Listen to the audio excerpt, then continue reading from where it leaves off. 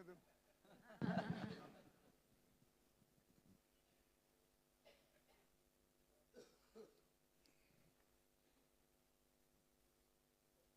आज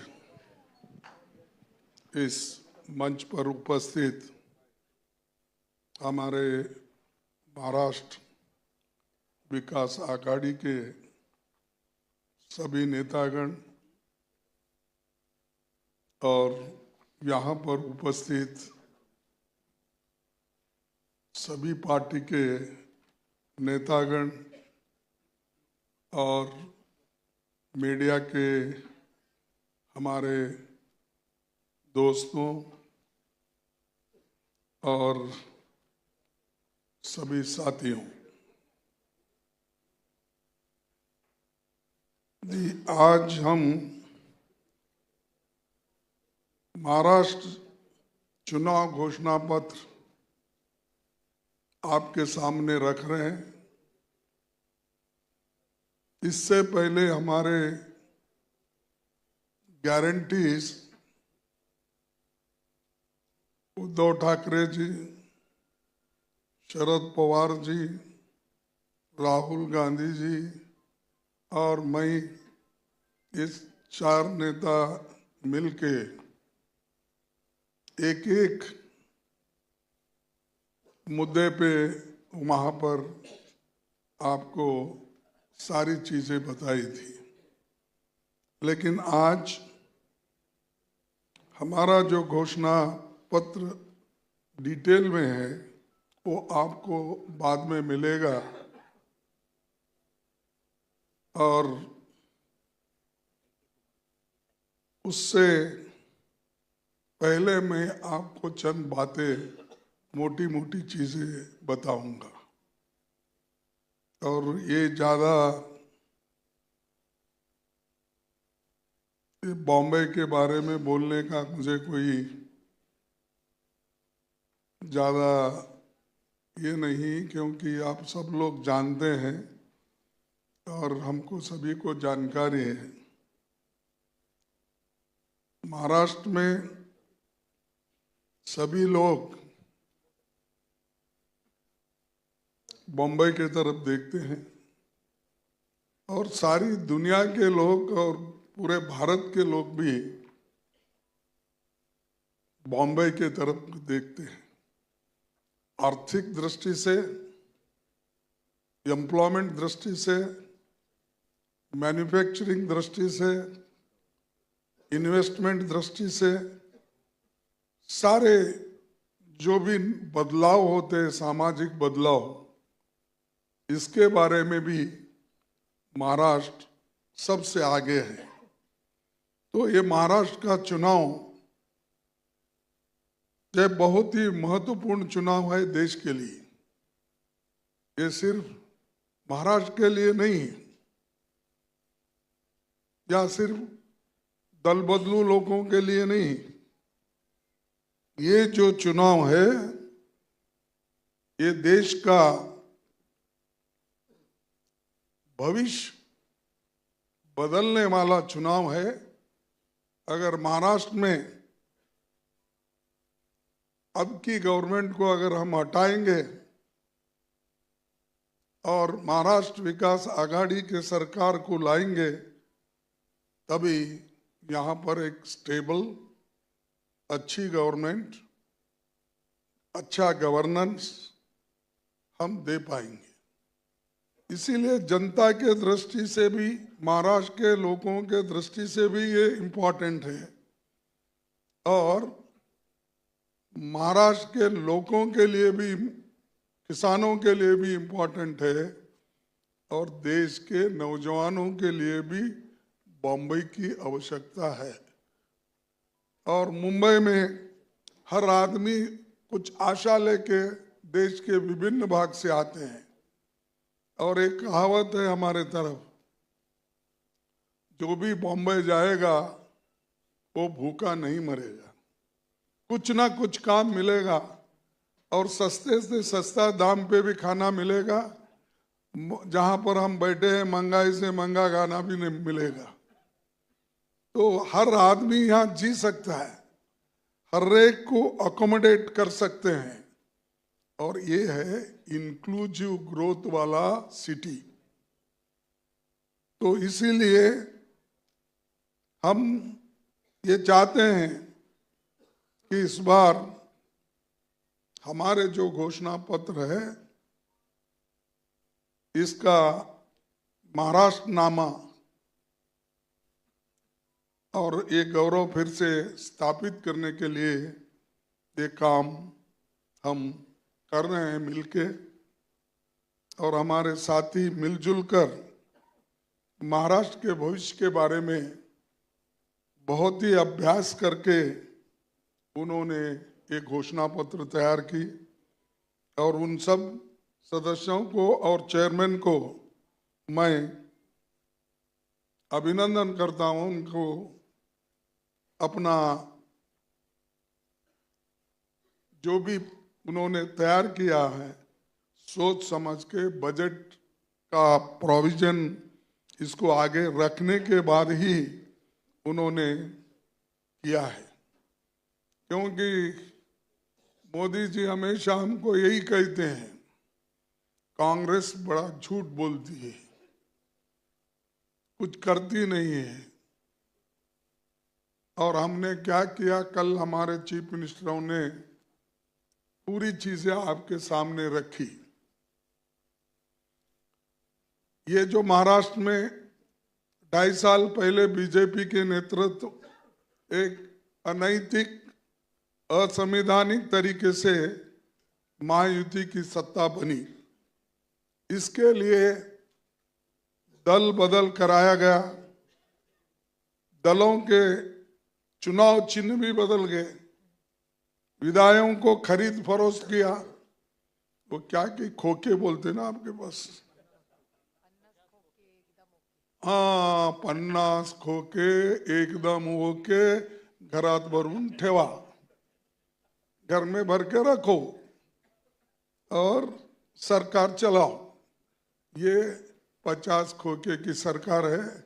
मैं समझता हूँ सामना वाले ने निकाला शायद ये। महाराष्ट्र के लोग भयावह इन्फ्लेशन, लगातार बढ़ रही रोजगारी, महिलाओं और बालिकाओं पर के खिलाफ बढ़ रही हिंसा तथा किसानों की बुरी दशा में दूसरा पीड़ित है।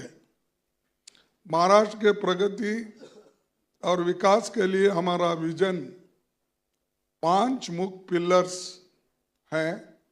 एक, खेती बाड़ी और ग्रामीण विकास, उद्योग और रोजगार, शहरी विकास, पर्यावरण तथा जन कल्याण पर आधारित है। महाराष्ट्र की तरक्की और खुशहाली के लिए हम अपना मैनिफेस्टो महाराष्ट्र नामा आपके समक्ष रखते हैं। ये हमारा सभी का संकल्प है।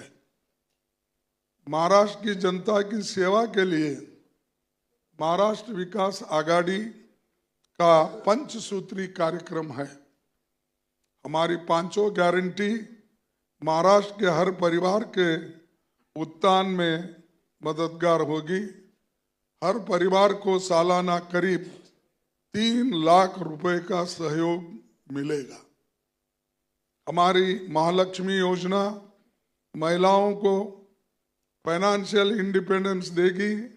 हर महिला को 3,000 रुपए प्रति माह मिलेगा। जब हम कर्नाटक में दे रहे थे तो उसको मोदी जी ने बोला ये क्या है, रेवड़ी देकर ऐसा कर रहे हैं वैसा कर रहे हैं। पर फिर आपको यहाँ लाड़की बहन नहीं, लाड़की बहन, उसको लाडली की कहे, लाड़की बहन, क्योंकि उनके पास दोनों है ना। मध्य प्रदेश में लाडली और लाड़की, तो उन्होंने हमारी टिंगल उड़ाई।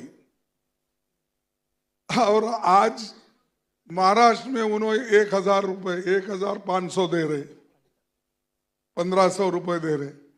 अरे हम तो कर्नाटक में ऑलरेडी 2,000 दिए हैं, दे रहे हैं। हमारी कॉपी करने वाले लोग हमको ये कहते हैं कि ये तो सभी लोग ये दिवालापन निकालने के लिए आज किए हैं, तो खुद ही वो अपने लोगों को बोल रहे हैं। हर जहाँ जहाँ बीजेपी के गवर्नमेंट है, 2-4 स्कीम्स वो खुद ही बोल रहे हैं, अनाउंस कर रहे हैं, और ये लोग हमको नाम रखते हैं कि ऐसे चीजें कर रहे हैं। नंबर 2, कर्नाटक में हम तो पहले 1,22,00,000 फैमिली को हमने दिया है, और उसके बाद हमारे पूरे महाराष्ट्र में महिलाओं के लिए फ्री बस, और यहाँ पर भी हम फ्री बस की ये कर रहे हैं, सुविधा दे रहे हैं, क्योंकि ये शिक्षा, नौकरी, इसका एक सहूलत गरीबों को मिलेगा, स्त्रियों को मिलेगा। इस दृष्टि से फ्री बस ट्रैवल का हमने इसमें इंतजाम किया है। हमने 3 लाख तक के कृषि ऋण माफ करे और टाइमली रीपेमेंट करने वालों को 50,000 रुपए अतिरिक्त प्रोत्साहन राशि देने का वायदा किया है। यही घोषणा शरद पवार जी ने परसों, हम जब गारंटी देने की बात थी तब उनके मुंह से हमने ये कहलाया। उसके बाद यूपीए सरकार में 2008 में पूरे देश में राष्ट्रव्यापी ऋण माफी, इससे महाराष्ट्र के 42 लाख लोगों को फायदा हुआ था। 18,000 करोड़ रुपए की छूट मिली थी, और ये झूठी सरकार झूठ बोलते जा रही है लेकिन छूट नहीं दे रही। हम नौकरी चाहने वाला युवाओं को 4,000 रुपए का मंथली स्टाइफंड दे रहे हैं, ताकि वो नौकरी के तलाश में रहकर बहुत अपना समय गुजारता है और उसको पैसे नहीं रहते, जहाँ नौकरियां आते हैं, एम्प्लॉयमेंट की नोटिफिकेशन होते हैं, पहुंच नहीं सकते, उसी लिए उसको अपने 4,000 रुपये मंथली स्टाइपेंड देंगे। स्किल डेवलपमेंट में भी अगर उनको कहीं रखना है रख देंगे। ये काम हम दे रहे हैं। हमारा हेल्थ इंश्योरेंस स्कीम जो है 25 लाख का है। जैसा हमारे गहलोत है क्या, गहलोत जी ने शुरू किया था ये राजस्थान में। हम किसी की स्कीम चोरी नहीं किए, हम अपना ही स्कीम यहाँ भी लागू कर रहे हैं महाराष्ट्र में। तो 25 लाख रुपए इंश्योरेंस, हेल्थ इंश्योरेंस और फ्री मेडिसिन, ये हम देंगे, ये हमारा वादा है। फिर राजस्थान में जैसा ये चिरंजीवी योजना थी, 90% अधिक आबादी को ये लाभ वहां मिला, यहाँ भी उतना ही लाभ 90% के नजदीक सबको मिलेगा। और ये सब सम्मति से हमने ये स्कीम लागू करने का तय किया है। अब समाज में जितने भी बाधाएं है, सबको उन बाधाओं को निकाल के फेयर अपॉर्चुनिटी देना और उनको उनके स्तर पर, यानी जातीय जनगणना करने का हमने फैसला लिया है। और जो 50% सीलिंग है उसको भी हम हटाएंगे, जैसा कि तमिलनाडु में 50% सीलिंग हटाया है। जो गरीबों को मिलना चाहिए, उसका जैसा ये किया वही उस आधार पर हम भी ये जाति जनगणना करने के बाद जिन लोग जो वंचित लोग हैं, जो गरीब से गरीब लोग हैं, जो ओबीसी है, उनको इसका फायदा होगा। ये काम भी हम कर रहे हैं। ये हम सिर्फ ये नहीं कर रहे, बोल रहे नहीं, कल से तेलंगाना में ये जातीय जनगणना कांग्रेस सरकार वहां पर शुरू किए है। 80,000 वॉलंटियर्स को वहां एंगेज किया गया है और वो घर घर जाके ये जाति जनगणना कर रहे हैं। ये जाति जनगणना हम डिवाइड करने के लिए नहीं कर रहे हैं। उनको उनका पर कैपिटा इनकम क्या है, उनके पास कितनी खेती है, उस समाज में कितने ग्रेजुएट्स हैं, कितने सरकारी नौकरियां हैं, कितने प्राइवेट में नौकरियां हैं, ये सब चीज़ों को हम मालूम करने के बाद हम लोग इनको क्या सहूलत दे सकते हैं सरकार के ओर से, और उनको जो समाज में ऊपर लाने के लिए हम क्या कुछ मदद कर सकते हैं, ये उसका असल मुद्दा है। लेकिन मोदी जी इस बात को भी ये बोलते हैं, कांग्रेस वाले, विरोधी पक्ष वाले, ये सब देश को बांट रहे हैं, जाति जाति पे झगड़ा लगा रहे हैं। अरे भाई, हम अगर झगड़ा लगा है, हमको आप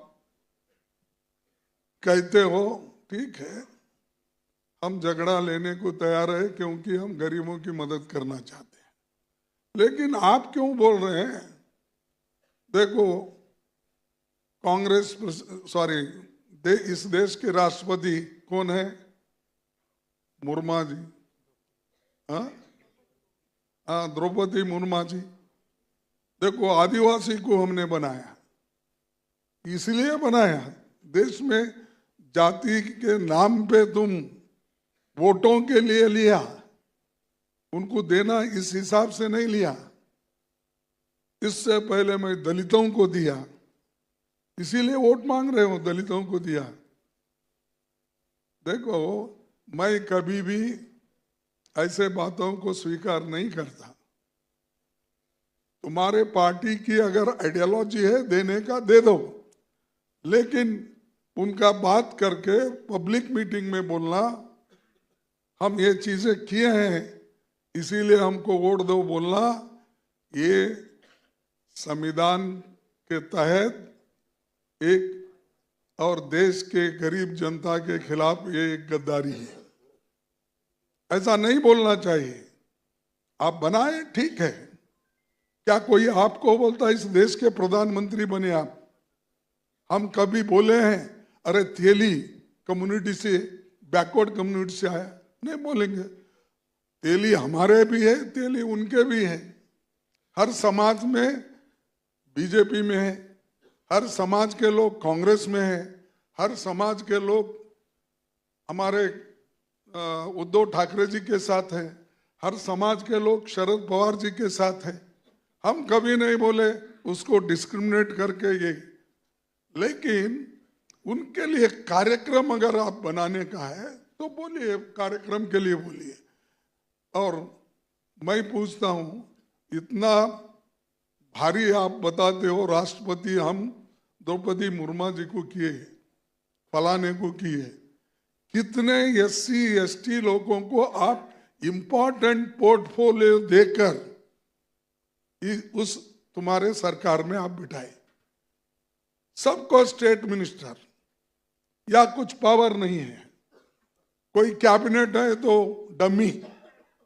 तो ऐसे लोग अगर बाहर बोलते हैं, वही कांग्रेस का यूपीए गवर्नमेंट था, सब पार्टी के नेता बड़े बड़े पोजीशन पे थे, होम मिनिस्टर थे शिंदे जी, यहां मैं रेलवे मिनिस्टर था, शरद पवार जी एग्रीकल्चर मिनिस्टर है जो उनका पेट और कंटिन्यूअस सब्जेक्ट है।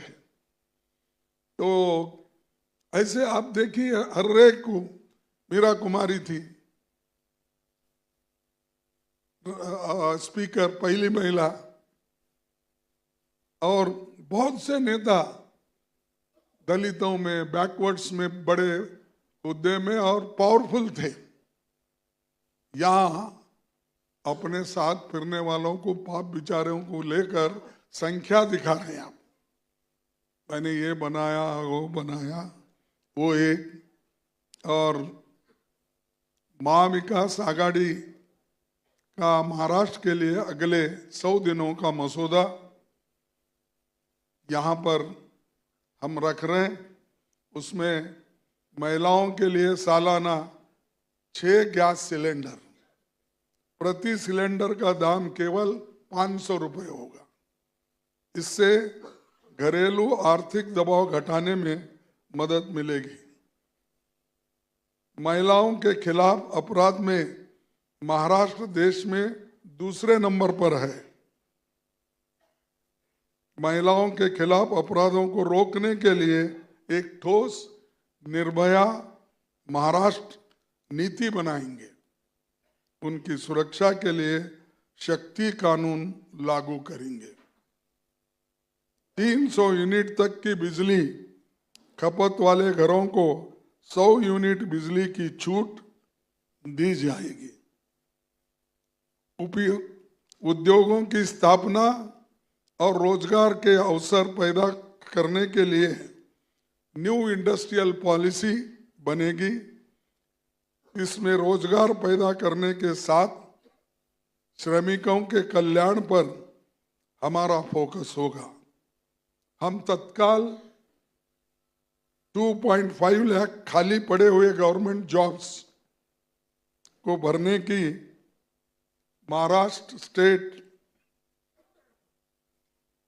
MPSC एग्जाम प्रोसेस आरंभ करेंगे। एडवांस शेड्यूल्स और 45 दिनों के भीतर उसका रिजल्ट भी लाने का काम हम करेंगे। महाराष्ट्र के इतिहास में पहली बार सभी 27 म्युनिसिपल कॉरपोरेशन के चुनाव नहीं हो सके। इसीलिए इसका कारण ये है कि अच्छा गवर्नेंस नहीं है। इसीलिए ये डेमोक्रेटिक तरीके से जो करने का ये है, यानी गवर्नेंस, वो उससे आज हम पीछे हैं। हम लोग लोकतंत्र और जवाबदेही तय करने के तत्काल लोकल सेल्फ गवर्नमेंट के चुनावों के लिए टाइम टेबल की घोषणा करेंगे। भारत रत्न डॉक्टर बाबा साहब अम्बेडकर की लीगेसी को सम्मान देते हुए हम कार्य योजना लागू करेंगे। बिना किसी देरी के चैत्य भूमि दादर हिंदू मिल में बाबा साहब अम्बेडकर स्मारक बनाने का काम हो, ये हमारी प्राथमिकता होगी, यानी फर्स्ट प्रेफरेंस अपना होगा। एमवी के निर्णय महाराष्ट्र के एक समृद्ध राज्य और पीपल सेंट्रिक गवर्नमेंट स्थापित करने की दिशा में ये मील का पत्थर साबित होगा। और मिशन 2030 के तहत समृद्ध और समावेशी महाराष्ट्र के भविष्य के लिए हम कई अहम कदम उठा रहे हैं। 2030 में छत्रपति शिवाजी महाराज की 400वीं जयंती होगी। उनके पीपल फर्स्ट अप्रोच को जनता की सेवा में इस्तेमाल करना ही शिवाजी महाराज को सच्ची श्रद्धांजलि होगी। हम ये नहीं करेंगे कि उद्घाटन के लिए स्टैच्यू बिठाए, उद्घाटन करके वो दिल्ली पहुंचे। इधर छत्रपति शिवाजी महाराज की प्रतिमा गिर गई, क्योंकि या बनाने वाले अच्छे नहीं थे, एक अच्छा मटेरियल नहीं यूज किया, इसकी बगैर कुछ देखे बिना उनके क्वालिटी इंजीनियर्स रहते हैं।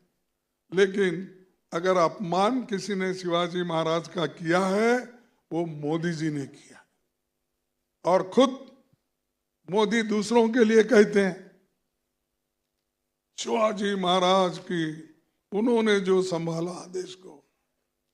हाँ भाई संभाला, लेकिन आपको किसी ने कहा उनका इंसल्ट करो,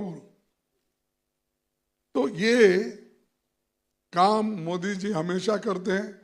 क्या है कि उनका हाथ गुण अच्छा है, कैसा है मुझे मालूम है, लोग बोलते हैं कहाँ भी हाथ लगा है वो गिर जाता है।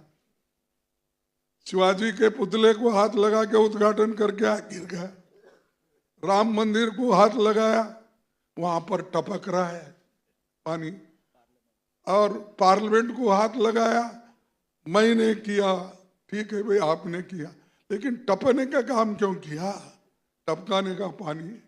अब वो बोल रहा है महंत वहां का, नहीं मैं पत्थर वो सब चेंज करके मुझे लगाना पड़ रहा है।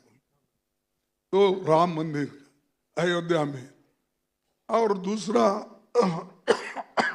ये मुरबा में भी वो उद्घाटन करने वाले थे, उससे पहले वो भी कोलैप्स हो गया।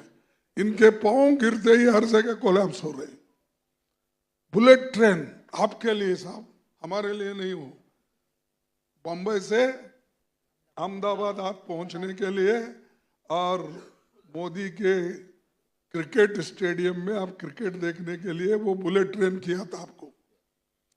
वो बुलेट ट्रेन का पहले तो बोला मैं 3 साल में बुलेट ट्रेन मुंबई से अहमदाबाद चलाऊंगा। कितने साल हो गए? अब 11 साल हो गए। कहाँ है तुम्हारी बुलेट ट्रेन? खत्म हो गई। और वो खत्म हो गई तो वो पुल भी गिर गया, खंबे भी गिर गए 2 दिन।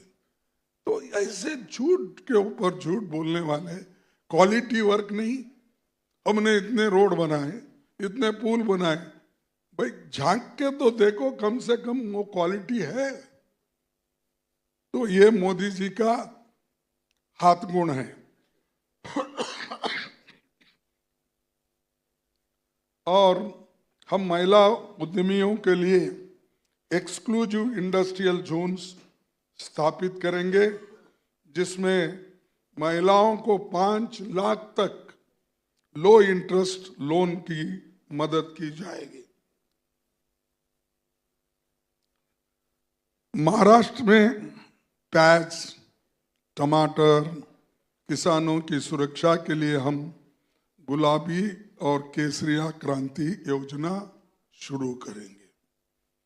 हमारा लक्ष्य अगले 5 वर्षों में 1.25 मिलियन नौकरियां सुसज्जित करने के साथ उद्योग में 12%, सर्विस सेक्टर में 15% की वृद्धि हम हासिल करना है। उसके लिए हम पूरी कोशिश करेंगे। इससे महाराष्ट्र प्रति व्यक्ति आय और शीर्ष स्थापना पर पहुंचना जाएगा। हम सरकारी सेवा में कॉन्ट्रैक्ट बेस्ड एम्प्लॉयमेंट के आदेश को समाप्त करेंगे। डेली वेजेस, कॉन्ट्रैक्ट लेबर, ये इंसान को खाता है ना, उन्होंने अपने बच्चों को पढ़ा सकता है, अपना घर चला सकता है, घर का भाड़ा नहीं दे सकता, और उससे काम भी आप उतना ही लेते हैं जितना परमानेंट वर्कर है। उसको क्यों आप परमानेंट नहीं कर रहे? और बैकलॉग वैकेंसीज अभी भी यहाँ 1,25,000 ऐसा मैं सुना, 1 लाख या 2 लाख कुछ होंगे। हम आने के बाद तो हम जरूर भरेंगे, लेकिन उन्होंने वो जो हाथ में है वो नहीं किए। लेकिन अभी आज अपने होम मिनिस्टर ने मैनिफेस्टो अपना रिलीज करते वक्त बोला हम 5 लाख नौकरियां हर साल दें। कौन रोके भाई? सेंटर में आप है, स्टेट में चोरी की गवर्नमेंट है, आपको रोका कौन है? आप बैकलॉग कब होते हैं? आप रिक्रूट नहीं करते तभी होते हैं, और रिक्रूटमेंट नहीं करे इसकी किसकी गलती है? ये यहाँ के सरकार की। और बार बार आप बोलते रहते हो कि डबल इंजन सरकार। अरे डबल इंजन सरकार तो डिरेल हो गई, वो पटरी पे ही नहीं आ रही। पटरी पे लाएंगे महाविकास आघाड़ी के लोग, और इस मुंबई को, इसकी शान बान सब रेस्टोर हो जाएगा, फिर लोग इधर आकर्षित हो जाएंगे। डॉक्टर बाबा साहेब अम्बेडकर की सामाजिक न्याय की धरोहर तथा उनकी विरासत और विजन को ध्यान में रखकर डॉक्टर बाबा साहेब अम्बेडकर कॉरिडोर बनाएंगे, जो उन सभी गांवों को जोड़ेगा जहां बाबा साहब के कदम पड़े थे।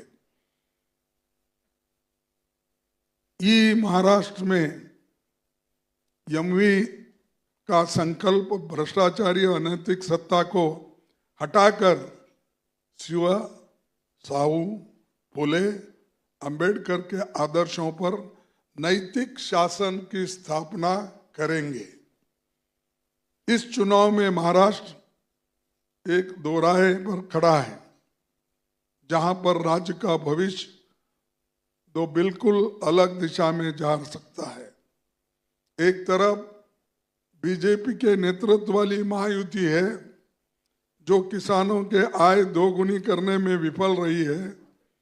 रोजगार से लेकर महिला सुरक्षा में उसकी विफलता को पूरे देश ने देखा है। दूसरी ओर यमवी के जो छत्रपति शिवाजी महाराज, शाहूजी महाराज, फुले जी, डॉक्टर बाबा साहब अम्बेडकर के मूल्यों पर आधारित एक रोड मैप पर चलने वाली है। एक तरफ मनुवादी लोग हैं और बटेंगे तो क्या है, कटेंगे। अरे पहले तो आप मनुस्मृति स्वीकार करके पहले ही समाज को बांट दिया है, पहले ही बांट दिया, अब फिर और बांटना चाहते हो। कौन कहता है काटना? किसकी बात कर रहे, किसको काटेंगे आप? 140 करोड़ जनता को काटेंगे? अरे अब तक तो हम एक रख के आए हैं, बटना नहीं, इसी के लिए इंदिरा गांधी जी ने अपनी कुर्बानी दी। ये देश बटना नहीं, इसी के लिए तो राजीव गांधी अपनी कुर्बानी दी। अब आप बात कर रहे हो, इनका स्लोगन अलग है, योगी साधु जी का, योगी महाराज का, योगी नहीं, योगी जी का अलग है, मोदी जी का अलग है स्लोगन। एक है तो सेफ है, सेफ, ये सेफ नहीं बोले वो हिमाचल की, सेफ है बोले। तो इनका स्लोगन चलेगा क्या उनका चलेगा, मुझे मालूम नहीं है। हम तो ये चाहते हैं देश हमेशा एक है, एकता के लिए हमने जान कुर्बानी की है, आजादी के लिए हमने जान कुर्बानी की है, और हमारे लोग लड़े हैं, आजादी मिली है। जिन्होंने आजादी दिलाई उनको ही आप मारने वाले लोगों में से हो, मैं ये कहूंगा। तो इसीलिए जरा जो भी बात करेंगे बड़े होशियारी से अगर करेंगे तो अच्छा होगा। और ये जो बातें, भड़काऊ बातें वो कर रहे हैं वो अच्छा नहीं, इससे लोगों को आप प्रेरित कर रहे हो, कहो ऐसा। और हम तो सस्टेनेबल इंक्लूसिव नीतियों को अपनाकर आगे बढ़ रहे हैं। और महाराष्ट्र के हर नागरिक को भी मैं अपील करूंगा आपके माध्यम से कि महाविकास आघाड़ी को आप वोट देकर मजबूत बनाइए। इसमें सब अच्छे विचार हमारे इसमें हैं और सभी कुछ इसमें लिखा है। मैं माफ़ी चाहता हूं कि आपका समय बहुत लिया मैं, लेकिन एक बात बोल के मैं खत्म करूंगा। मोदी जी कहाँ गए, वहां रेड बुक की बात करते हैं, रेड कॉन्स्टिट्यूशन। अरे रेड का, अब ताई आपका भी स्टेटमेंट आया है, आप भी उसको सपोर्ट कर रहे हैं, उनको नहीं हमको सपोर्ट कर रहे हैं कि वो कॉन्स्टिट्यूशन में है, वो हैंडबुक है और वो हैंडबुक हैंडी रहता है, इसलिए वकील पूरे यहाँ पर है, बड़े बड़े वकील, वो अपने रेफरेंस के लिए साथ में रखते हैं। कोई इतना बड़ा कॉन्स्टिट्यूशन जो हमको दिया जाता है पार्लियामेंट चुन के जाने के बाद बड़ा बड़ा, तो वो कोई भी साथ में उतना लेके नहीं जाता, कोई वकील भी नहीं लेके जाता। हैंडबुक जो कॉन्स्टिट्यूशन का है लेके कॉन्स्टिट्यूशनल एक्सपर्ट्स जो भी उसका रेफरेंस देते हैं। लेकिन मोदी जी, मैं उनको क्या बोलूं, आप लोग बहुत गुस्सा करते हो क्योंकि थोड़े लोग उसके बहुत ही प्रेमी हैं, क्या बोलते हैं आप लोग, अंधभक्त आहेत। अंधभक्ताला खरं बघितलं तर बाळासाहेब थोरातचे ते काय म्हणतात, नाना काय आजोबा, वो कभी अंधभक्त नहीं थे। हाँ, तो अंधभक्तों को जगह नहीं, तो इसीलिए ये अंधभक्त है क्या है मुझे मालूम नहीं।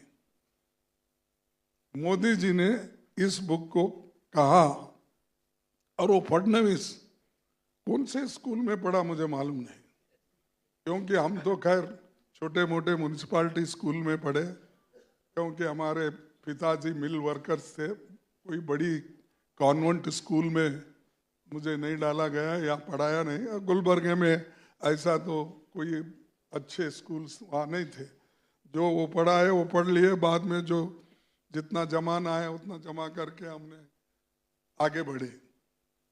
तो उन्होंने भी बोलते कोरे कागज आहेत ते संविधान नाही, ते कोरे कागद आहेत हो, ते दाखवते राहुल तुम्हाला। ये कितना झूठ में मैं बोलूं, इसीलिए मैं बार बार बोलता हूं कि वो झूठों का सरदार है। 15 लाख नहीं दिया, 2 लाख करोड़ नौकरी देने का नहीं, एमएससी डबल करने का नहीं, एमएसपी, देश को मैं आगे बढ़ाऊंगा बोले। डीमोनेटाइजेशन के वक्त तो उन्होंने कहा, भाइयों और बहनों मुझे 100 दिन दो, मैं देश में करप्शन खत्म करूंगा, देश में मैं काला धन लाऊंगा, 15-15 लाख दूंगा। कहाँ है आपका काला धन? 15 लाख मिले किसी को? क्योंकि आप लोगों को इसको ऐसे चीजों को हाईलाइट करना चाहिए। मेरा रिक्वेस्ट है, हम फोर्स नहीं करते, क्योंकि पेन आपके पास है, मुंह जबान मेरी है, मैं जितना चाहे उतना बोल सकता हूं। लेकिन ये आदमी ने बोला सब झूठे वायदे किए, अगर इनको झूठा बोले तो आपको गुस्सा क्यों आता है? अब अभी भी झूठी बोल रहे, अभी भी। ये रेड बुक क्या है? उन्होंने बोला कि ये अर्बन नक्सलाइट, एक मार्क्स नक्सलाइट वालों की निशानी है। तो इसीलिए ये नक्सलवादी लोगों का नहीं है, सॉरी। तो ये भरा हुआ है किताब। ये देखो, मोदी जी को दिखाओ, और उन्होंने क्या किया, मैं एक मिनट, हाँ, उन्होंने क्या किया, यही बुक बरोबर आहे, तिथला फोटो बरोबर ये आहे. नक्सलवादियों की निशानी बोले वो, ऐसा लेके अर्बन नक्सलाइट का वो काम करते हैं बोल रहे हैं. तो मैं मोदी जी साहब को पूछता हूं, 16 जुलाई 26 जुलाई 2017 को Kovind had become president a day, उस वक्त आपने ही ये दिखाया है. देखिए, आप देखिए, ये भी झूठ है, हम बता रहे हैं, तारीख बता रहे हैं.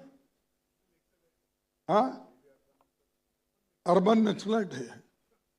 देखो, इतना झूठ बोलना, ये खुद ही देते हैं और हमको अर्बन नक्सलाइट बोलते हैं, और ये खुद ही देते हैं कि ये इसमें कोरे पन्ने हैं, इसमें कुछ लिखा हुआ नहीं है. अरे जाके इनको और एक प्राइमरी स्कूल में भर्ती करो, आपके है नहीं कोई, ये इनको वापस लाओ भाई, हमारे पास ट्रेनिंग लो, फिर भाग के जाओ. ऐसा मत बोलो, यहीं रहो बोलना. आप भी ऐसा ही करते हैं, संजय भी और उद्धव जी ट्रेनिंग देते हैं, सब कुछ करते हैं, ट्रेनिंग लेने के बाद भाग जाते हैं. जाने दो. तो मैं आपको एक सबूत के तौर पर मैंने आपको बताया. इसीलिए सच्चाई ये है कि मोदी जी झूठ झूठ बोलते हैं, और उनको सपोर्ट करने वाले कौन है, वो उनके शब्द को पूरा रिपीट करने वाले शाह है. इसीलिए शाह तो पाप बेचारा पहले ही बोला, 2 करोड़ नौकरियां, 15 लाख, ये सब इलेक्शन जुमला है. फिर क्यों उसके ऊपर टीका नहीं होती, क्यों उसके ऊपर लेख नहीं लिखे जाते? आज भी झूठ बोल रहे, क्यों उसको लोग स्वीकार करते, मुझे समझ में नहीं आता. तो इसीलिए ये सारी चीजें तो मैं बोल रहा हूं. लेकिन अब मैं आपके सामने हमारे सभी नेता, जो संजय राउत जी है, सुप्रिया जी है, हाँ,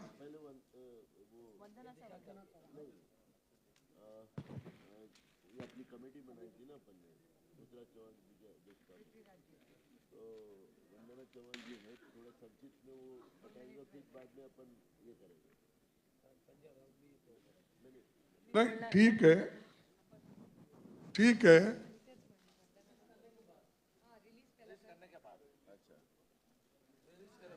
तो ये देखिए,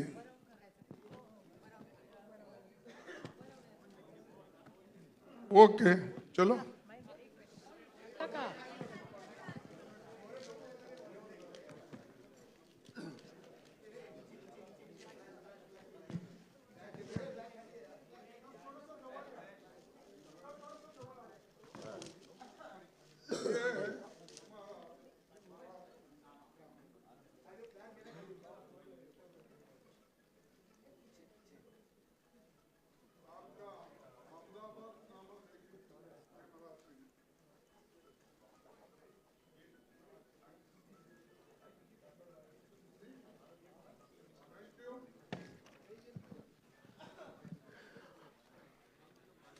महाराष्ट्रनामा तयार करण्यासाठी महाविकास आघाडीच्या वतीनं राज्याचे माजी मुख्यमंत्री पृथ्वीराज चव्हाण साहेब, वंदनाताई चव्हाण आणि सुभाष देसाई यांच्या एक कमिटी आम्ही तयार केलेली होती, आणि त्या कमिटीच्या माध्यमातून महाराष्ट्रनामा तयार करत असताना उज्ज्वल महाराष्ट्र, अव्वल महाराष्ट्र हा त्याचा आमचं ध्येय आहे.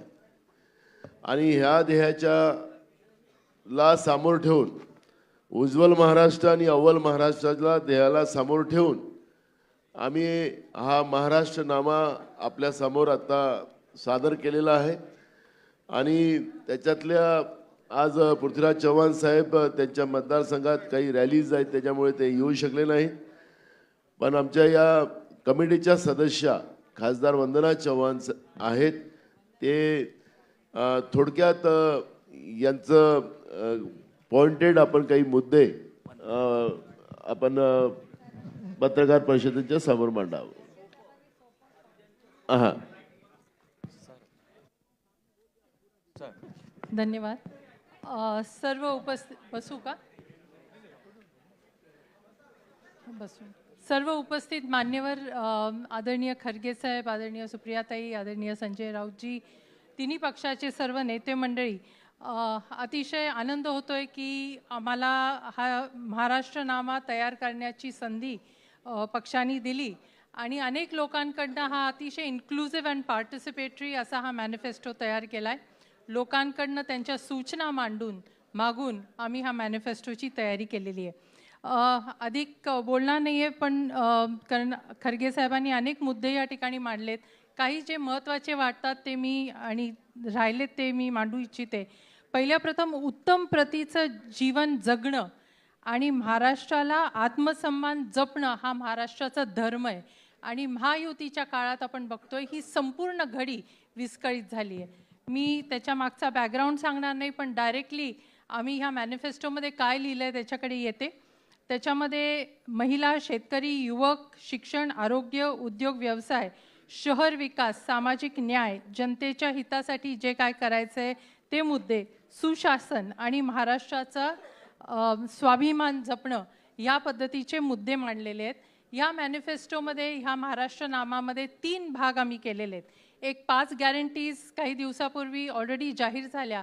या मॅनिफेस्टोमध्ये आम्ही पहिल्या 100 दिवसात आम्ही सत्तेमध्ये आल्यानंतर काय करणार ह्याची सूची केलेली आहे. त्याच्यानंतर मिशन 2030 पॉलिसी म्हणून आम्ही पुढच्या 5 वर्षात काय करू इच्छितो ह्याची आम्ही ह्या ठिकाणी नमूद केलेलं आहे. आणि नंतर मगाशी खरगे साहेबांनी 5 जे पंचसूत्री सांगितले त्या विषयांवर डिटेल्ड आलेले सजेशन्स आम्ही ह्याच्यात अंतर्भाव केलेले आहेत. मला सांगायचं आहे की महिलांसाठी विशेष करून महालक्ष्मी योजना, मोफत बस, 6 गॅस सिलेंडर 500 रुपयामध्ये हे तर सांगितलेलंच आहे. पण महाराष्ट्रातल्या आमच्या भगिनीला आम्हाला निर्भय करायचं आहे आणि स्वावलंबी करायचं आहे. त्यासाठी विशेष करून तरतूद केली आहे. त्याच्यामध्ये अनेक गोष्टी आहेत. त्याच्यामध्ये निर्भीड आणि धीट महिला असावी, शक्ती बिलची अंमलबजावणी असावी, सुरक्षितता वाढावी, सेफ सिटीज फॉर विमेन ह्या संकल्पनेमध्ये शहरांना सुद्धा सेफ करावं. त्याचप्रमाणे शाळांचं, कारण लहान मुलींवर होणारे शाळेमध्ये अत्याचार फार वाढलेले आहेत आणि त्याच्यासाठी सेफ्टी ऑडिट शाळांमध्ये व्हावं ह्या दृष्टीने एक नवीन संकल्पना त्या ठिकाणी मांडली आहे. महिला आणि बालकल्याण मिनिस्ट्री आहे. मुलांवर, छोट्या मुलींवर अनफॉर्च्युनेटली त्यांना व्हॉइस नाही आहे आणि म्हणून त्यांच्यासाठी स्पेशल मिनिस्ट्री व्हावी. महिला बालकल्याणमधनं बालकल्याण काढून त्याची वेगळी मिनिस्ट्री व्हावी. हा एक नाविन्यपूर्ण ह्या ठिकाणी कल्पना आम्ही ह्या ठिकाणी मांडलेली आहे. स्वावलंबी योजनामध्ये आपल्याला कल्पना असेल RTE कधी 8वीपर्यंत शिक्षण, त्याच्यानंतर मुलींनी दुसऱ्या शाळेत प्रवेश घ्यायचा आणि तिथं शिक्षण, त्यामुळे अनेक मुलींची 8वी नंतर शिक्षण बंद होतं आणि त्यांचं लवकर लग्न होतं. म्हणजे आपण म्हणतो विवाह कुठेतरी रिमोट प्लेसेसमध्ये होतो, नाही शहरांमध्ये होतो आणि म्हणून 1लीपासून 10वीपर्यंत संलग्न शिक्षण एकाच शाळेत झालं पाहिजे. हा महत्त्वपूर्ण एक पाऊल आम्ही उचलायचं या ठिकाणी ठरवलंय. स्वयंरोजगारासाठी 5 लाख रुपयाचं कर्ज, त्याचप्रमाणे त्यांना स्पेशल MIDCsमध्ये जागा, बचत गटांसाठी स्वतंत्र विभाग या पद्धतीच्या काही गोष्टी आम्ही नमूद केलेल्या आहेत. सार्वजनिक स्वच्छतागृह महिलांसाठी फार महत्त्वाची असतात. हाकेच्या अंतरावर स्वच्छ स्वच्छतागृह असावी हे आम्ही नमूद केलं आहे. मासिक पाळीबद्दल कोणी बोलत नाही, पण मला आवर्जून ह्या समोर बोलायचं आहे की मासिक पाळीच्या दिवसात 2 दिवस ऐच्छिक रजा ही आम्ही ह्या ठिकाणी मांडली आहे. 1870मध्ये जपानमध्ये ही संकल्पना सुरू झाली. आता भारत देशात काही मोठ्या कंपनीज ही संकल्पना स्वतःहून व्हॉलंटरीली पुढे घेत आहेत. परंतु हा कायदा आणि ही पॉलिसी महाराष्ट्रात व्हावी. महाराष्ट्र हे पहिलं राज्य असं असावं ज्याच्यामध्ये ही संकल्पना राबवली जाईल. ह्या पद्धतीची संकल्पना आम्ही मांडलेली आहे. शेतकऱ्यांच्या आत्महत्यानंतर विधवांचं फार वाईट परिस्थिती होते आणि विधवा संदर्भात होणाऱ्या अनिष्ट प्रकाराविरोधात आम्ही कायदा करणार, त्यांना नोकरीमध्ये प्राधान्य देणार. ह्या पद्धतीच्या महिलांसाठी, भगिनींसाठी काही तरतुदी आहेत. शेतकऱ्यांसाठी आहेत, मी अति डिटेलमध्ये जाणार नाही, पण शेतकरी आत्महत्या रोखण्यासाठी उच्चस्तरीय समिती स्थापन करणार, जेणेकरून त्याच्यामध्ये ही समिती लक्ष घालेल. त्याचप्रमाणे महाराष्ट्र मिलेट मिशन ही सुरू करणार. आपल्याला माहिती आहे की अतिवृष्टी होते किंवा दुष्काळ परिस्थिती होते आणि शेतकऱ्यांचे हाल होतात आणि त्यांना आत्महत्या करावी लागते. हे रोखण्यासाठी आम्हाला ही उच्चस्तरीय समिती करायची आहे. आणि मिलेट मिशन म्हणजे वर्षात 3 क्रॉप्स ते घेऊ शकतील. Millets are not only nutritional, they are not only short term and they not only provide cash to the farmers. ह्या दृष्टीने आम्हाला त्याच्यावर पुढाकार घ्यायचा आहे. ठिबक सिंचन, रस्ते, दिवसा वीज मिळावी, त्याचप्रमाणे अनेक मराठवाड्यात कापूस संशोधन केंद्र वगैरे वगैरे तुम्हाला ह्या पुस्तकात बघायला मिळेल. संत घाटगे महाराज ग्राम स्वच्छता योजना अतिशय यशस्वी होती, ती पुन्हा सुरू करणं आणि महात्मा गांधी तंटामुक्त अभियान पुन्हा सुरू करणं हे सुद्धा आम्ही ह्या मॅनिफेस्टोमध्ये लिहिलेलं आहे. युवक आणि बेरोजगारांसाठी मगाशी खरगे साहेबांनी सांगितलं 2.5 लाख जागांची भरती करणं, 12.5 लाख युवकांना नोकरीसाठी नवीन जॉब्स निर्माण करणं. MPSCची प्रक्रिया 1 टाइम स्मार्ट कार्ड, एकदाच त्यांनी पैसे भरायचे आणि they can appear for all exams in that 1 year. शिष्यवृत्ती वाढवणं. महाराष्ट्र युवक रोजगार मिशन, ज्याच्यात नॅशनल इंटरनॅशनल लेवलला रोजगार कुठे उपलब्ध आहे ते माहिती करणं. स्टार्टअपसाठी त्यांना माहिती करून देणं. युवा आयोग सुरू करणार आहोत. युवा आयोग जसा महिला कमिशन आहे, विमेन्स कमिशन आहे, चिल्ड्रन्स कमिशन आहे, तसा युवा आयोग नव्याने सुरुवात करण्यात येईल. ह्या पद्धतीचा आम्ही त्या ठिकाणी गोष्टी मांडलेल्या आहेत. जबाबदार आणि सुजाण नागरिक निर्मितीसाठी शालेय स्तरापासून संविधान भान वाढवण्यासाठी विषयांमध्ये, अभ्यासक्रमामध्ये ती जागा त्या ठिकाणी ठेवली जाईल आणि त्या पद्धतीचे कार्यक्रम आखले जाईल. आरोग्यविषयी सार्वजनिक आरोग्य सेवा यंत्रणा विकसित केली जाणार. ॲनिमिया, कुपोषण मुक्त महाराष्ट्र व्हावं यासाठी पुढाकार घेणार. मानसिक आजारावर कोणी बोलत नाही, त्याच्यासाठी आम्ही पावलं उचलणार. ह्या पद्धतीच्या अनेक योजना ह्या ठिकाणी आहेत. रिक्त पदंसुद्धा आरोग्य खात्यात ताबडतोब भरणार, ह्या पद्धतीचे सुद्धा गोष्टी समाविष्ट आहेत. उद्योग व्यवसायासंदर्भात नवे औद्योगिक धोरण साहेबांनी सांगितलं. त्याच्यामध्ये MSME आणि इंडस्ट्री ही एक कॉमन मिनिस्ट्री आहे, पण त्याच्यातली मायक्रो आणि स्मॉल मिनिस्ट्री सेपरेट आउट करणार आहोत, कारण त्याला फार मोठा फटका बसतो. त्याच्यात रोजगार फार मोठ्या संख्येमध्ये निर्माण झालेला असतो. त्याला सूक्ष्म आणि छोटे उद्योगांसाठी वेगळी मिनिस्ट्री करून त्याच्यावर रोजगार मिळेल ह्या दृष्टीने पुढाकार घेणार. नवीन तंत्रज्ञानाचं प्रोत्साहन देणार, like internet of things, AI, AR, VAR, automation, robotics ह्याच्यावर सुद्धा भर देणार. मोदी सरकारने केलेले 4 श्रमहित महाराष्ट्रातले जे कायदे आहेत ते महाराष्ट्रात आम्ही नाकारणार. त्याचप्रमाणे कंत्राटी पद्धतीने जी सेवा उपलब्ध होते ते सुद्धा आदेश आम्ही रद्द करणार. स्टार्टअप्ससाठी पैसे निर्माण करून देणं. सेमीकंडक्टर, लिथियम बॅटरीसाठी उत्पादन अव्वल नंबरला नेणं. कृषी आणि फलोत्पन्नावर अन्न प्रक्रिया. बायोफ्युल हब महाराष्ट्राला कसं करता येईल. अंतराळातले संशोधन आणि उद्योगासाठी चालना. पर्यटनचं धोरण एटसेट्रा आम्ही ह्या मॅनिफेस्टोमध्ये लिहिलेलं आहे. I am just running through all the points. शहर विकास हा अत्यंत महत्त्वाचा आहे. शहरीकरण फार मोठ्या प्रमाणात झपाट्याने वाढतं आहे आणि त्याच्याकडे लक्ष देण्याची गरज आहे. स्मार्ट सिटीज नुसत्या करून चालणार नाही, वी नीड हॅपी सिटीज. त्यामुळे आनंदी शहरं निर्माण करण्यासाठी आम्ही पुढाकार घेणार. ह्याच्यामध्ये स्वच्छ, हरित आणि प्रदूषण मुक्त महाराष्ट्र आम्ही ह्याचं उद्दिष्ट ठेवणार. ह्यासाठी अतिशय महत्त्वाची स्टेप आम्ही उचलणार म्हणजे स्टेट अर्बन कमिशन ह्याची स्थापना करणार आणि ह्या कमिशनच्याद्वारे शहरांचा कसा प्रगती विकास होईल ह्याच्यावर आम्ही लक्ष देणार. हवामान बदलाचा फटका फार मोठ्या प्रमाणात शहरांना पडतोय. अतिवृष्टीमुळे फ्लडिंग, हीट वेव्हमुळे अनेक लोकांना जीव गमवावे लागतात. तर ह्याच्यावर नियंत्रण ठेवण्यासाठी प्रत्येक शहरामध्ये सस्टेनेबिलिटी सेलची स्थापना करणार. ह्याचबरोबर कचऱ्याचा सायंटिफिक पद्धतीने विल्हेवाट, ऊर्जा निर्मिती, सार्वजनिक वाहतूक, वनक्षेत्राची वाढ ह्या पद्धतीने आम्ही पुढाकार घेतला आहे आणि प्रत्येकाला अफोर्डेबल घर असावं यासाठी सुद्धा आम्ही पुढाकार घेतलेला आहे. सामाजिक न्यायाच्या दृष्टीने सुद्धा काही पावलं उचलणार आहे. GDP जसा महत्त्वाचा असतो तसा ह्युमन डेव्हलपमेंट इंडेक्स सुद्धा महत्त्वाचा असतो आणि त्या दृष्टीने महाराष्ट्र GDP मध्ये अव्वल नंबरला जाईल, तसंच HDI मध्ये सुद्धा अव्वल नंबरला जाईल. ह्याच्यावर आम्ही निश्चितपणे लक्ष केंद्रित करणार. अनुसूचित जाती व आदिवासी विभागासाठी हक्काचं बजेट निर्धारित कालमर्यादा खर्च करण्यासाठी कायदा बनवणार. कारण ते आहे बजेट पण कायदा नाही आहे, सो कायदा त्याच्यासाठी करणार. सफाई कामगारांसाठी कल्याण महामंडळ सेंट्रल गव्हर्नमेंटमध्ये आहे, स्टेट गव्हर्नमेंटला नाही आहे. आज देखील मॅन्युअल स्कॅव्हेंजिंग ॲक्ट पारित झाला असून सुद्धा आज देखील शहरांमध्ये मॅनहोल्समध्ये लोक उतरतात आणि त्यांचा मृत्युमुखी पडतात.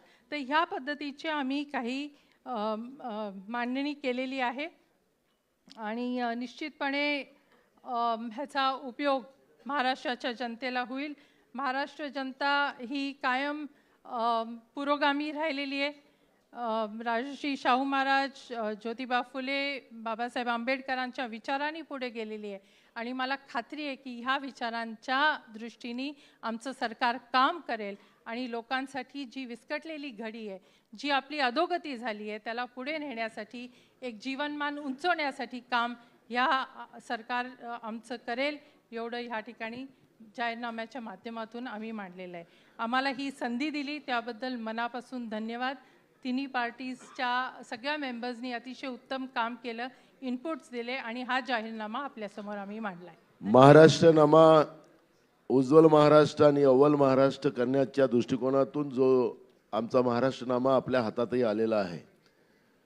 महाराष्ट्रातल्या सगळ्या स्तरातल्या लोकांना न्याय देण्याची हमी या महाराष्ट्रनाम्यातून आपण दिलेली आहे.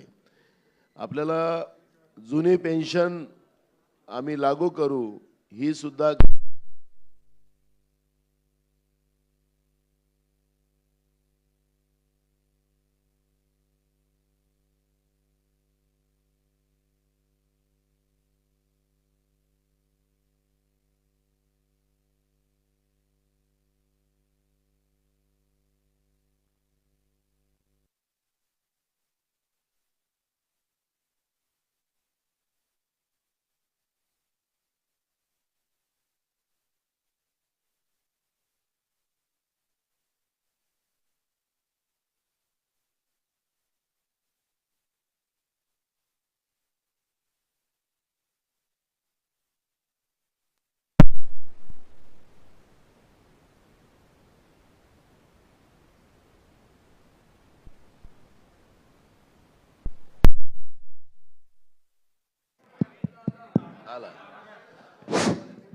आमचा महाराष्ट्रातल्या सगळ्याच लोकांना न्याय देण्याचा आणि महाराष्ट्र उज्ज्वल महाराष्ट्र आणि अव्वल महाराष्ट्र करण्याचा आवाज या महाभ्रष्ट युती सरकारला गेला आणि त्यांनी आमचा आवाज बंद करण्यासाठी लाईन बंद करून टाकली. याच्यामध्ये विशेष करून आमचा जो अलायन्स आहे त्याच्यामध्ये समाजवादी पार्टी, CPI, आप, PWP, CPM आणि रिपब्लिकन पार्टी ऑफ इंडियाचे गवई या सगळ्या मिळून हा महाराष्ट्रनामा आपल्या समोर या ठिकाणी आम्ही दिलेला आहे. मी मगाशी सांगत होतो की जुनी पेन्शन सुद्धा महाराष्ट्रामध्ये महाविकास आघाडी सरकार लागू करेल या पद्धतीचंही सुद्धा या महाराष्ट्रनाम्यामध्ये प्रत्येक स्तरातल्या प्रत्येक मग गोड्या पाण्याचा मच्छीमार असेल किंवा समुद्राचा मच्छीमार असेल या सगळ्या स्तरातल्या लोकांना न्याय देण्याची भूमिका या ठिकाणी घेतलेली आहे. आपल्याला आमचे मित्र संजय राऊत साहेब ते पण याच्यावर बोलतील.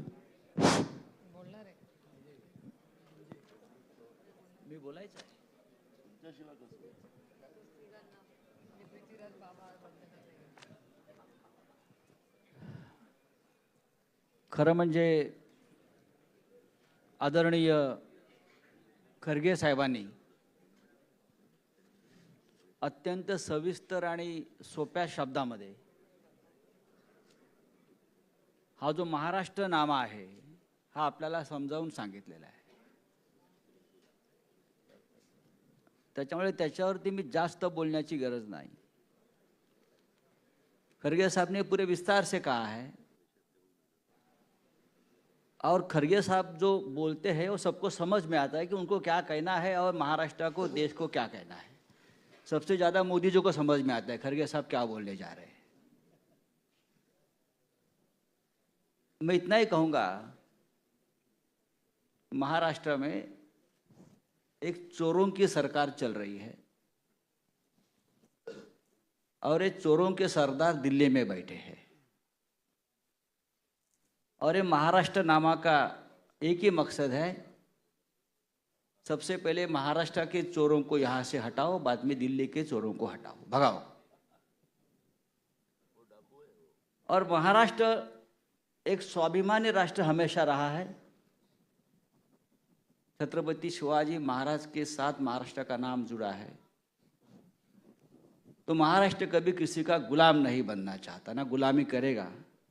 और ये महाराष्ट्र नामा में हर जो बात रखी है वो स्वाभिमान की बात है.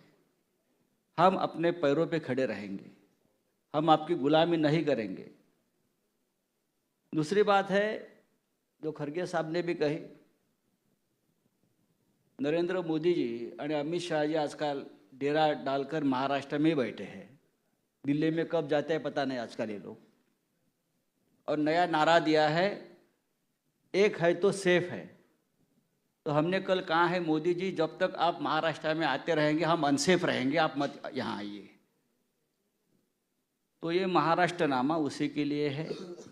हमारे सभी साथियों ने, कांग्रेस, राष्ट्रवादी कांग्रेस, शिवसेना और सभी हमारे जो और भी समाजवादी पार्टी, शेतकरी कामगार पक्ष, आरपीआई, गवई गट और भी हमारे जो है सभी ने इस महाराष्ट्र नामा बनाने में हमको बहुत कोऑपरेशन किया है. मैं सबका आभारी हूँ. और आपके माध्यम से मैं आह्वान करूँगा कि पूरी चीज़ें जो महाराष्ट्र के लिए बनी है, देश के लिए भी है, वो आप जनता तक पहुँचाइए. थैंक यू, धन्यवाद. या ठिकाणी आपल्याला मोजून 5 प्रश्न आपल्याला मांडायचे आहेत आणि आम्ही उत्तर देऊ. तर आपण ते ठरवा थोडंसं, कारण की पहिलेच प्रेस वाढलेली आहे, त्याच्यामुळे जास्त वेळ आपलाही जाता कामा नये. त्यामुळे अतुल त्यांना माईक द्या.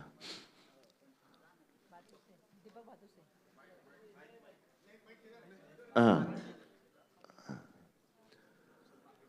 एक मिनिट प्रश्न विचारता. हां, कोणाला प्रश्न विचारताय तेवढं तुम्ही त्यांचं नाव. कोणी उत्तर द्या. माझा नाही, कोणी प्रश्न किंवा खरगेंनी उत्तर द्यावं. खरगेजी, माझा प्रश्न आहे की हे सगळं तुम्ही महाराष्ट्र नावामध्ये लोकांना वचनं देताय, तर साधारणतः किती याचं बजेट कॅल्क्युलेशन केलंय का महाविकास आघाडीने? आणि जेव्हा महायुतीने बजेटमध्ये लाडकी बहीण योजना, मोफत वीज किंवा मुलींना मोफत शिक्षण या योजना लागू केल्या, तेव्हा 1 लाख कोटीचं बर्डन महाराष्ट्राच्या बजेटवर आलं होतं. आता या योजनांमुळे किती बजेट येईल? आणि तुम्ही जेव्हा टीका करत होता तेव्हा की हे बर्डन महाराष्ट्र कसा सहन करणार, तर तुम्ही आता हे कसं जस्टिफाय करताय?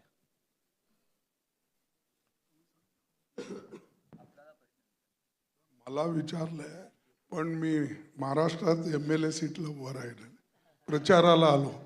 ठीक आहे,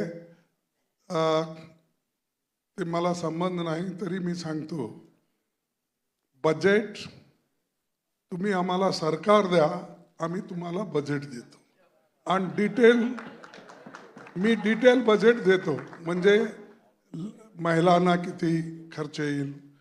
मी आता कर्नाटकचं आणलं होतं की 52,000 रुपये आम्ही ह्या 5 गॅरंटीला ठेवलं होतं.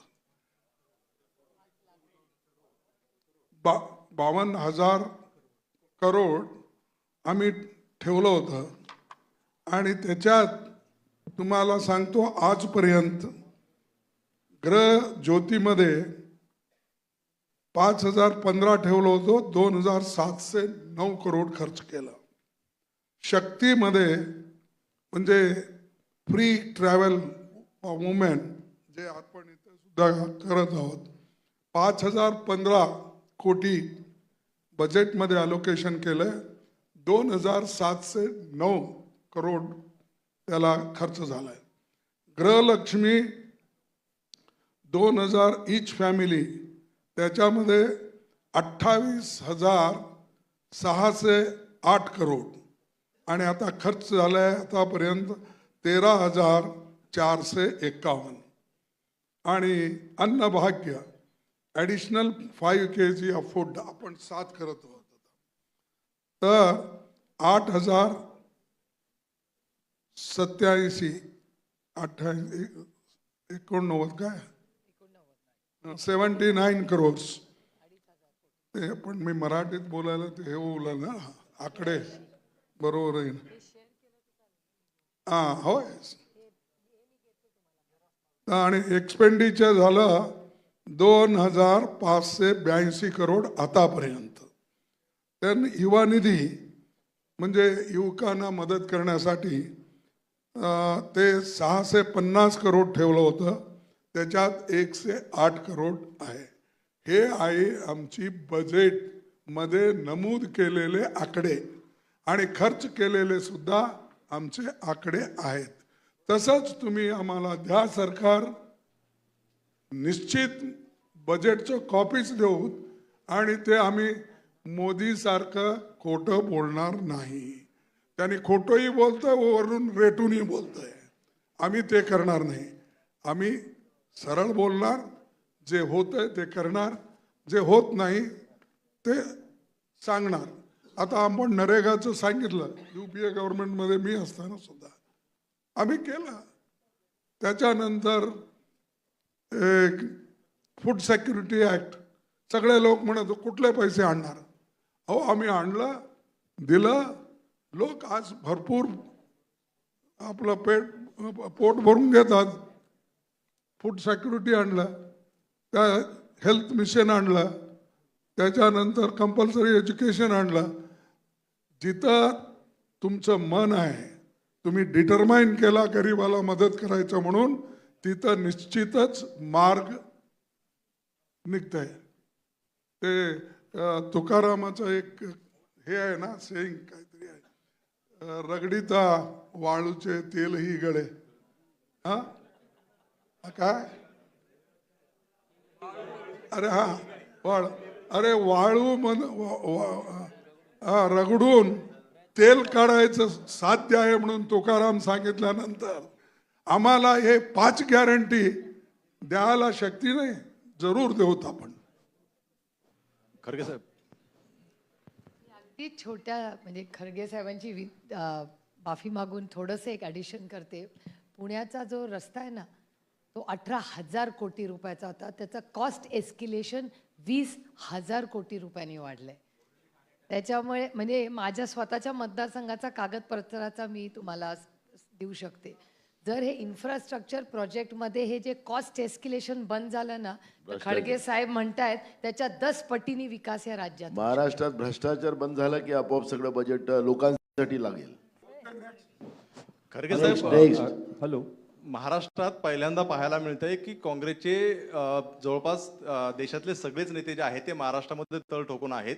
कुठतरी हरियाणा आणि इतर राज्यातली पुनरावृत्ती होऊ नये म्हणून काळजी घेतली जाते का महाराष्ट्रातले नेते कुठतरी कमी पडतायत म्हणून सगळी ही फौज दिमतीला येते.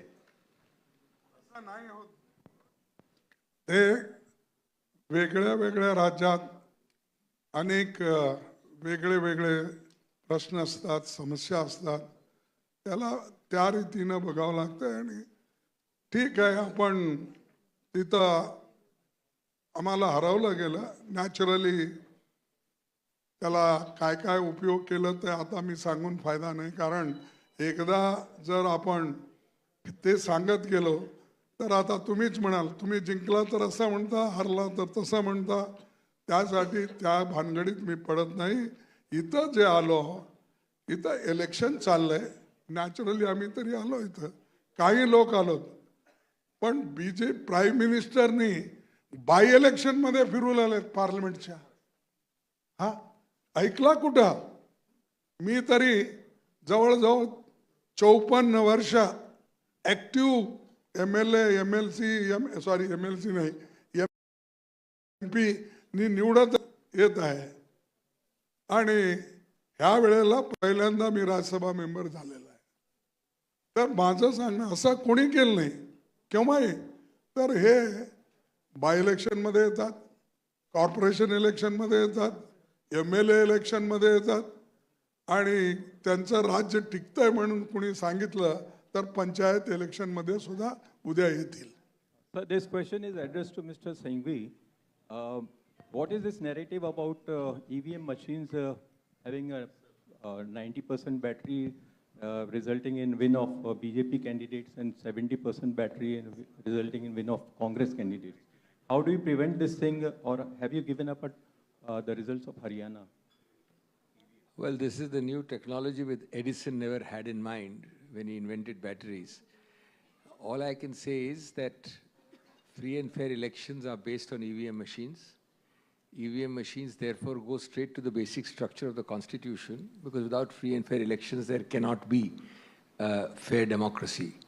We have taken it up. My colleagues have taken it up. You have seen the kind of replies we have received. Those replies insult not only the Congress party's intelligence, nation's intelligence, but they also are an insult to the Constitution.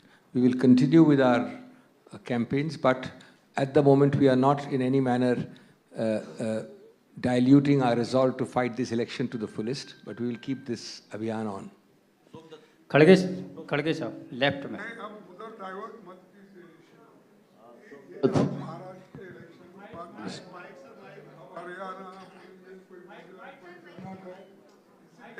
मैं आपसे विनती करता हूँ हाथ जोड़ के कि महाराष्ट्र को सीमित, और हमने जो बात बताई और महाराष्ट्र नामा के ऊपर जो भी आपको पूछना है तो मैं जो समझ में आया मैं तो बोला हूँ. हमारे राउत जी है, प्रिया सुळे जी है, और भी हमारे नेता लोग हैं, आप पूछ सकते हैं. आपको फिर ज्यादा तकलीफ नहीं देना चाहता. खड़गे साहब, जिस तरह से हाँ जी, लाड़की बहन योजना जैसे यहाँ लॉन्च की महायुति ने, कर्नाटक में आपने शुरू की सबसे पहले, तो क्या इस तरह की योजनाओं से जो है मतदाताओं को प्रभावित किया जा सकता है? क्या इसके ये जो है एक वोट बैंक का जो एक सेंटर बन गया है क्या इस तरह की योजना है? नहीं, वैसा नहीं. ये देखिए चंद स्कीम्स ऐसे हैं गरीबों को मदद करने के लिए, और नरेगा इसलिए लाए थे कि लोगों को 3 महीने रोजगार नहीं मिलता, और इससे पहले हमने नहीं, हम सोच सकते नहीं, तब वसंतराव नाइक ने महाराष्ट्र में शुरू किया था और वो फूड फॉर वर्क के नाम से शुरू हुआ था. हाँ, रोजगार तो NREP बोल के उस वक्त था, फिर सेंट्रल गवर्नमेंट ने अडॉप्ट किया. तो वो इसलिए नहीं कि मुझे वोट मिल रहे हैं, तो उन्होंने इसलिए किया कि ये गरीब लोग गांव-गांव घूमते हैं, बंजारा समाज के गरीब भी जो जब खेती के काम होने के बाद उस वक्त उसके बाद में उनको 3-3, 4-4 महीने कोई काम पे नहीं बुलाता, तो उनके पेट भरने के लिए वो किया. वैसा ही आज महिलाओं के लिए बहुत से गरीब लोग, गरीब महिलाएं, उनको पति जो कमाता है वो लाके नहीं देता. आप देखते हैं वो कहीं किसी दुकान पे जाता है, खुद भी काम करता है, उसकी वाइफ काम करती है, इसके बावजूद घर को खाली हाथ आता है.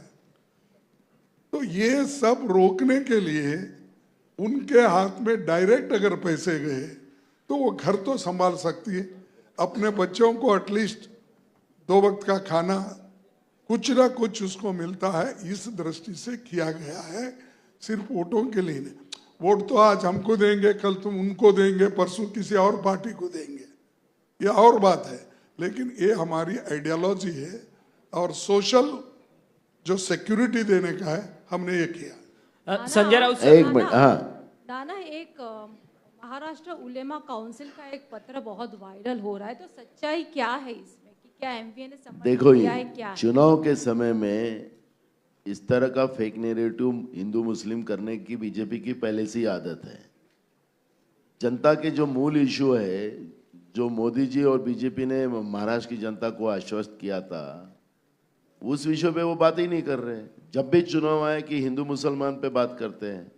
चुनाव इस तरह के धर्म के आधार पर डाइवर्ट बीजेपी नहीं कर सकती, हम उनके लाइन पे नहीं जा सकते। हम जनता, और जिस तरह से महाराष्ट्र को बेचकर गुजरात को देने का काम जो बीजेपी यहाँ कर रही है, उसको कतई हम लोग मान्य नहीं करेंगे और उसी लाइन पे हम ये चुनाव लड़ेंगे। हिंदू मुसलमान पे नहीं जाएंगे और ये फेक नैरेटिव बीजेपी के पास रहने दो। संजय राउत सर, राउत साहेब sir, vote of thanks Balasaheb Thorat sir केंद्रीय गृहमंत्री अमित शहांनी उद्धव ठाकरेंना प्रश्न विचारलाय की हिंदू हृदय सम्राट बाळासाहेब ठाकरे असतील, नाहीतर स्वातंत्र्यवीर सावरकर असतील, यांच्याविषयी काँग्रेसचे नेते 2 मिनिटं चांगलं बोलू शकतात का, असा सवाल त्यांनी उपस्थित केलेला आहे। आणि ते म्हणतात की राम मंदिर असेल, 370 कलम हटवण्याच्या अमित शहाना महाराष्ट्र अजून कळलेला नाही, एवढंच मी सांगेन। छत्रपती शिवाजी महाराजांचा ज्या प्रकारे त्याने अपमान केलेला आहे त्याच्यावर आधी बोला। अमित शहाना सांगा की छत्रपती शिवाजी महाराजांचा पुतळा ज्या भ्रष्टाचारामुळे कोसळला आहे, या देशाच्या इतिहासामध्ये कधी घडलं नव्हतं। अमित शहाने कृपया त्याच्यावर बोलावं। धन्यवाद। सर, महाराष्ट्रामध्ये ड्रग्ज आजच्या वार्ताहर परिषदेसाठी अखिल भारतीय काँग्रेस कमिटीचे सन्माननीय अध्यक्ष आदरणीय मल्लिकार्जुन खरगे साहेब, त्याचप्रमाणे शिवसेनेचे खासदार संजयजी राऊत, राष्ट्रवादी काँग्रेस पक्षाचे आदरणीय आमच्या सुप्रियाताई, तसंच दिल्लीवरून आलेल्या सर्व आमचे नेते मंडळी, हे सर्व उपस्थित राहिलेले आहेत। आमचे राज्याचे पुढारी मंडळी उपस्थित राहिली, त्याचबरोबर आपण सर्वजण प्रेसचे सर्व प्रतिनिधी आपण उपस्थित आहात। आपल्या सर्वांचे आम्ही महाविकास आघाडीच्या वतीनं आभार मानतो आणि जेवणाची व्यवस्था आहे, जेवण घेऊन जावे। आपण सगळेजण